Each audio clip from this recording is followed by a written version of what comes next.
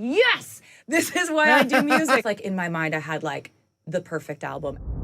Good morning, it's Magic Radio Breakfast. We are so excited. I can barely contain myself right now. We are delighted to have the iconic Taylor Swift with us in the studio this morning. Good morning. Good morning. Yeah, Good lovely to have you morning. here. Welcome. It's lovely that you're excited about it. This is so nice. We're very grateful for the heads up because sometimes you like to surprise drop albums. Yeah. And you've done that in the past. Yeah. But, you know, we had time to roll out the red carpet. We dressed up smart and we knew and Yeah, we you thought, guys are great. let's have showers and clean our teeth because I'm Taylor Swift is coming in. I'm honored. So, release parties for this incredible album are going to be out in cinemas everywhere. What can the fans expect to see in that film? So really, it's kind of a combination of what I used to do these things called secret sessions where I would invite fans to my house, play them the record before it came out, and I'd explain sort of inspirations behind different parts of songs or why I wrote things a certain way before I would play each song. So I kind of give them an inside scoop into what went into writing this particular song, then I'd play it. So it's a combination of that, and it's a music video debut. Right. So it's a premiere of a brand new music video that you can only see in theaters. It's not going to go online immediately. So it's like, I don't know, I was shooting the video and I was directing it, and my camera operator, Colin, said, like, it's a shame that this isn't going to be seen on like a big screen. It's such a massive production. And I just was like, you're right. To the new music, like have me explain what I wrote it about, and also you see a brand new music video and behind the scenes content of how we made the music video. Great. It's brilliant. I mean, everyone's going to love that. And also what's exciting about the new album is you're back together working with Max Martin, Yes. who you worked with on the incredible 1989 album, one of my favourite albums of all time. Oh, thank you. Has it got a similar vibe? And we have been lucky enough to listen to some tracks already before we met you. Yeah, I mean, what do you think? I think it's pretty different from 1989. Yes, I thought some of the tracks do have a slight 80s vibe to them. Would that be fair to say? Yeah, some of the synths that we use, for sure. I mean, Sorry, I'm interrupting you. no, you're right. I was agreeing with you.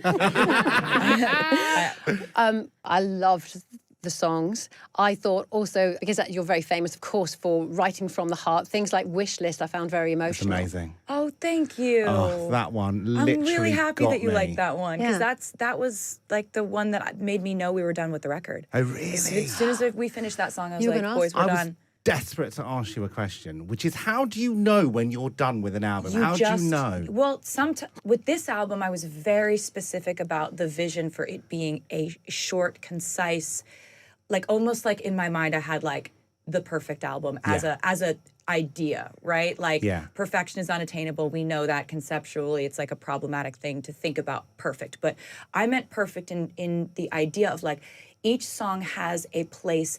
It can't be swapped out with anything else. It fits perfectly together, right?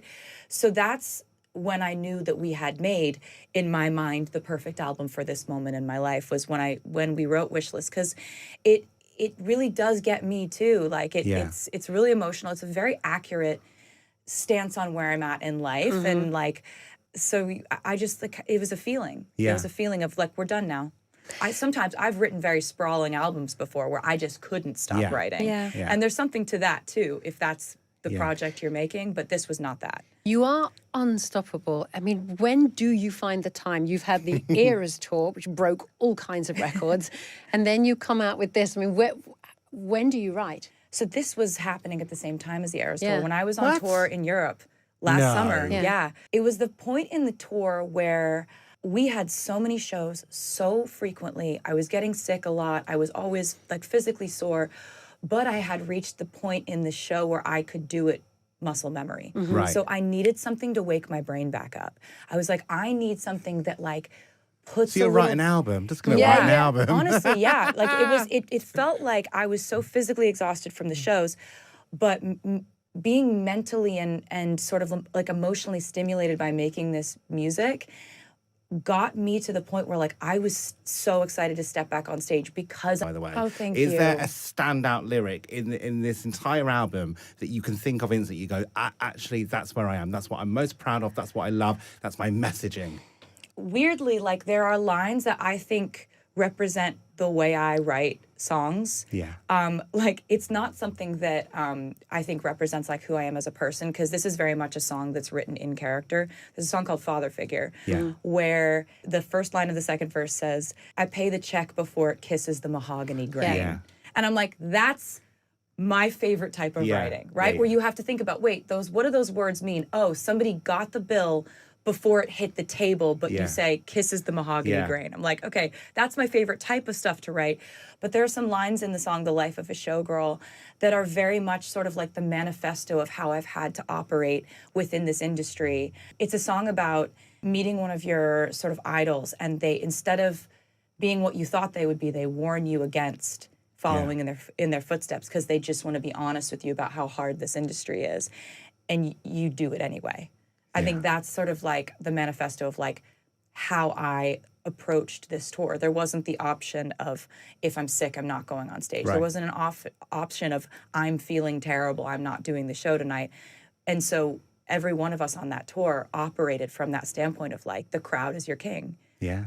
Like, it's not the other way around. We're going to play Fate of Ophelia now. It's a first play for us on Magic. What can you tell us about this song, and we'll play it? I think that this song has some of like my favorite moments in it. Like, there's this post-hook section that goes, keep it 100 on the land, the sea, the sky, pledge allegiance to your hands, your team, your vibes. And when we wrote that in studio, I was like, yes, this is why I do music. Like, the way I feel when this part of the song happens. But this is a song about feeling for a long time like you might have met a similar fate to Ophelia, who was driven mad over the years slowly by love. And instead she, you know, I kind of give her a little bit of a, we reference her fate, but you talk about sort of someone saving you from that fate, and like how euphoric that feels to look at maybe your past experiences with heartbreak and feel that you've been like rescued from that by this fortuitous turn of events where you ended up finding a person that changed that for you. What an insight. Thank you so much. I love the line where you're like, just give me a best friend who's hot. Yeah. Do you think you've achieved that now with Travis? 100%. I mean, like, look what I got. Oh my God, the ring. We are joined by someone who made UK chart history this year as the first female artist to achieve 13 #1 albums in the UK. She's won Grammys, Brits, all the awards. She made history with her record-breaking Eras tour. She got her master's back. She's a performer, a businesswoman, an icon. We're, of course, talking about the showgirl herself, Taylor Swift. Oh, wow. That was a great intro. That was good. Yeah. You really pulled out all the stops Yeah. there, Fleur. Beautifully done. You know what? We're just really honoured that you took the time to come and Record.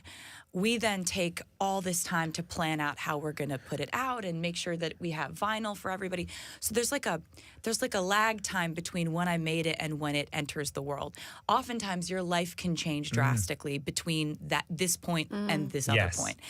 And for example, my last album, Tortured Poets Department, by the time that album came out, I was in a completely different point in my life. So it was like, it's an interesting feeling sometimes putting albums out into the world. With this one, the coolest part is that it is absolutely the place that I still am in my life. That's you know, great. the music matches the moment that I'm in. So Brilliant. it's so much easier to come in here and like talk about music that completely accurately like reflects what's going on in my life. So that's really fun. I would say that this album is a complete and total snapshot of what my life looks like right now. Amazing. Okay. Because I read that you wrote it kind of about what was happening behind the scenes during the Eras tour. Yeah. I mean, it sounds like there was a lot happening behind the scenes during the Eras tour, and a lot to be joyous about. But you know, there's light and shade in the songs that we heard for sure. Like that tour being so huge for so many people. Was that one of the most intense experiences of your life? Definitely. Yeah. What was it about it? Not just the scale, but that made it so intense? Because you know, almost summing up your whole body of work in one performance must have been extraordinary. Oh, it was a blast. It was so fun, but it was also so many other things, you know? Like, when you're on tour for 2 years and every night is a 3.5-hour show. Whoa. The biggest threat, I think one of my favorite things that anyone, like a mentor, has said to me is Stevie Nicks always said when it came to anything in her personal life, she was like, just don't threaten my show. don't threaten I'm not gonna like, have a messy, like dramatic feeling about something that doesn't actually matter and isn't really real. Because there's a lot of like, we live in a moment of like a lot of rage baiting, and a lot of like people like getting attention has now been monetized. So you have to just know like what world we live in and kind of choose what reality you want to be in. Yeah. Now, we have been loving the album. We've listened to many a tune. My personal favorite is Wishlist.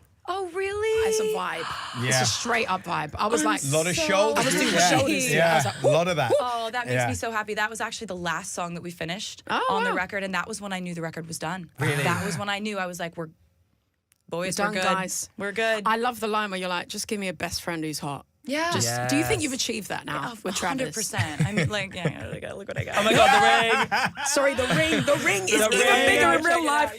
Oh my goodness. Wow. No. Oh my goodness. Stunning. You would love him. You would love him. I have a question actually. Does he Yeah. have any hot gay friends? Yeah.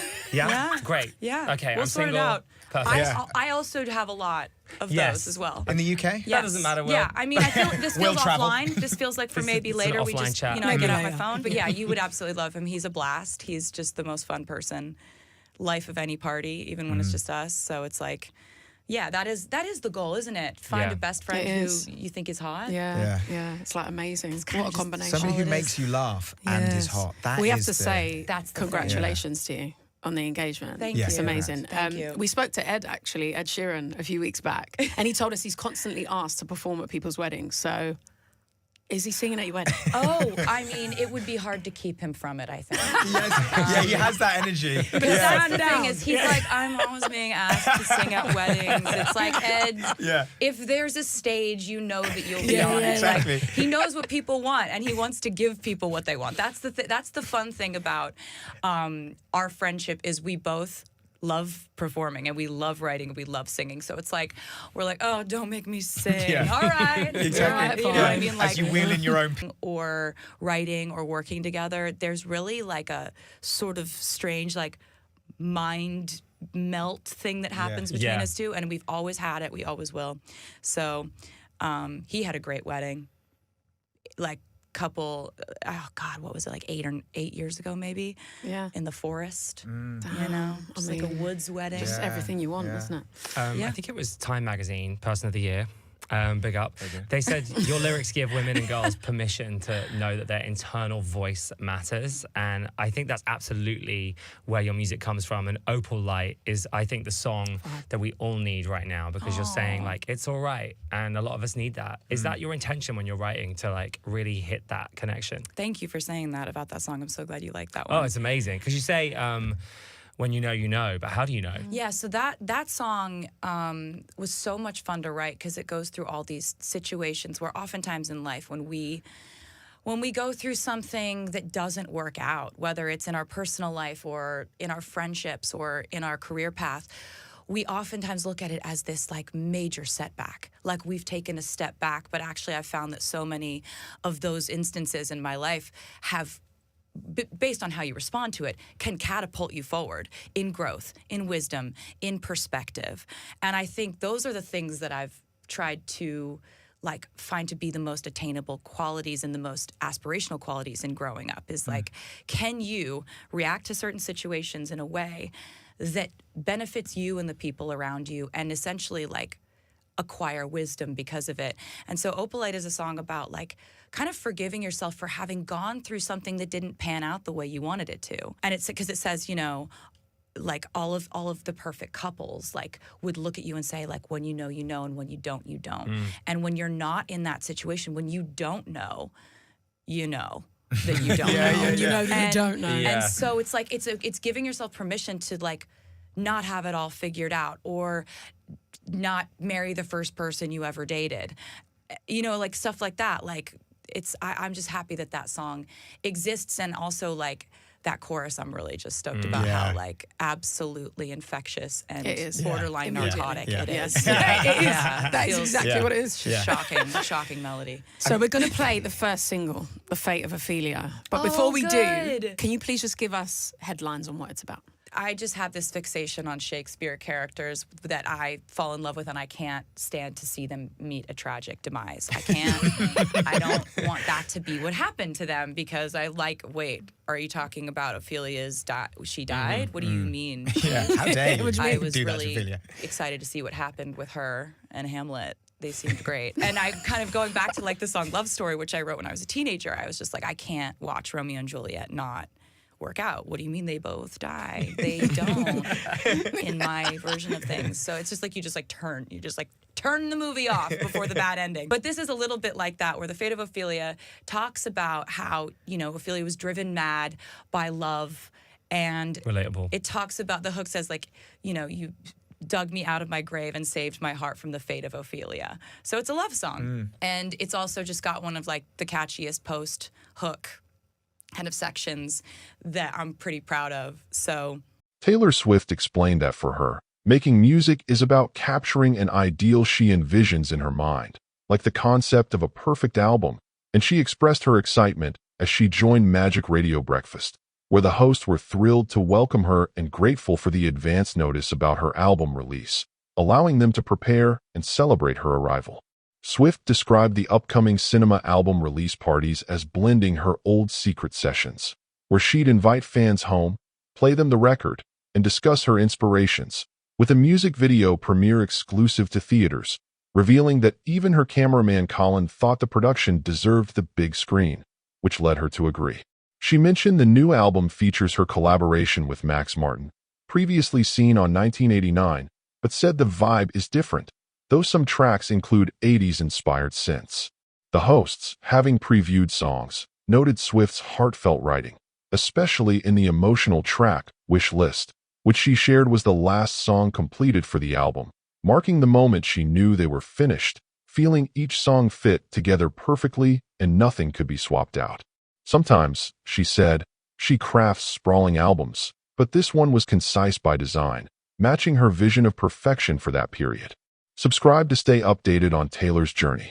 Swift recounted how she found time to write while touring Europe, despite being physically exhausted, because the routine of performing became muscle memory, and songwriting reinvigorated her mind, making her eager to return to the stage. Asked about standout lyrics, she cited a line from Father Figure, "I pay the check before it kisses the mahogany grain," explaining her love for such layered writing, and noted The Life of a Showgirl as a song encapsulating her industry experience, telling of meeting an idol who warned her about the difficulties, but persisting anyway, reflecting her own tour mindset where the audience is paramount and skipping shows isn't an option. Introducing Fate of Ailia, Swift elaborated that the song's favorite moments included the post-hook lines, "Keep it 100 on the land, the sea, the sky. Pledge allegiance to your hands, your team, your vibes," and explained it's about relating to Ailia's tragic fate, but being saved from it by love, making it euphoric to look back and see heartbreak transformed by finding the right person. And the hosts praised her witty lyric, "Just give me a best friend who's hot," to which Swift confirmed she had indeed found that in her fiancé, proudly showing off her ring. The host congratulated her on her engagement and joked about Ed Sheeran performing at her wedding, with Swift agreeing it would be hard to keep him from the stage since their friendship thrives on music and performance, recalling Sheeran's own Woodland wedding years ago. Recalling Time magazine calling her lyrics empowering for women and girls, Swift discussed Opalite as a song about accepting life setbacks, believing that how one responds can lead to growth and wisdom, and she wrote it to give listeners permission to not have everything figured out, finding the chorus especially infectious. Before playing Fate of Ailia, she explained her fascination with Shakespeare's tragic characters, wanting to rewrite their endings, as with Ailia, and even referencing how she did the same with Love Story as a teen, and revealed in the song's hook, "You dug me out of my grave and saved my heart from the fate of Ailia." It's a love song with a catchy section she's proud of. At 35, Swift's new album, The Life of a Showgirl, broke records and reignited media attention, with anticipation for the Opalite video set for December. Yet, headlines also focused on her relationship with NFL star Travis Kelce, whose engagement to Swift this year sent fans into a frenzy, every detail dissected, especially after Swift shared insights about their early days in a teaser for End of an Era, the Disney Plus documentary chronicling her tour. In the teaser, Swift called Kelce the greatest surprise of my life and revealed their relationship began after he felt slighted for not meeting her at the Eras tour in 2023, which he described candidly on his New Heights podcast, admitting disappointment at not giving her a friendship bracelet with his number and jokingly saying he took it personally, though he loved the show. Subscribe for more exclusive Taylor and Travis news.